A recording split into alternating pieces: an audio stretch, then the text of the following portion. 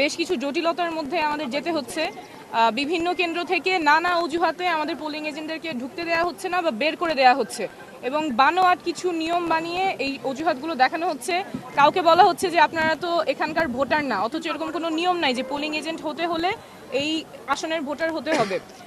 তারপরে পুরুষ কেন্দ্রের নারী এজেন্ট সেই নিয়ম বলে বের করে দেওয়া হচ্ছে বা বিভিন্নভাবে হেনস্থা করা হচ্ছে, বলছে যে ফোন নিয়ে ঢোকা যাবে না, অথচ ফোন নিয়ে ঢোকা যাবে, ব্যবহার করতে পারবে না। তো এই বিভিন্ন অজুহাতে আমাদের যারা পোলিং এজেন্ট আছেন তাদেরকে বের করে দেওয়া হচ্ছে বা ঢুকতে দেওয়া হচ্ছে না, কিন্তু ভেতরে মানুষ ভোট দিচ্ছে, নির্বাচন হচ্ছে। এটা তো গ্রহণযোগ্য না। এটা সুষ্ঠু প্রক্রিয়া কিভাবে হয় তাহলে?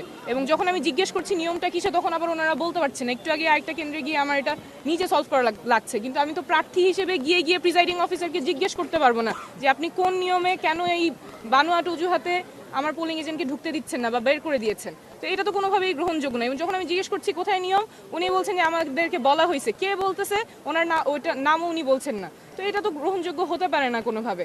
আমরা চাইবো যে সুষ্ঠুভাবে নির্বাচন হবে, এবং এই যে বিভিন্ন অজুহাতে আমাদের পোলিং এজেন্টদের ঢুকতে দেওয়া হচ্ছে না, বের করে দেওয়া হচ্ছে, এটা কোনোভাবেই গ্রহণযোগ্য না। আপু কয়েকটি আসনের নাম কোন কোন আসনগুলো একটু যদি বলতেন বা কোন কেন্দ্র? আমরা অনেকগুলি কেন্দ্র থেকে এরকম খবর পাচ্ছি।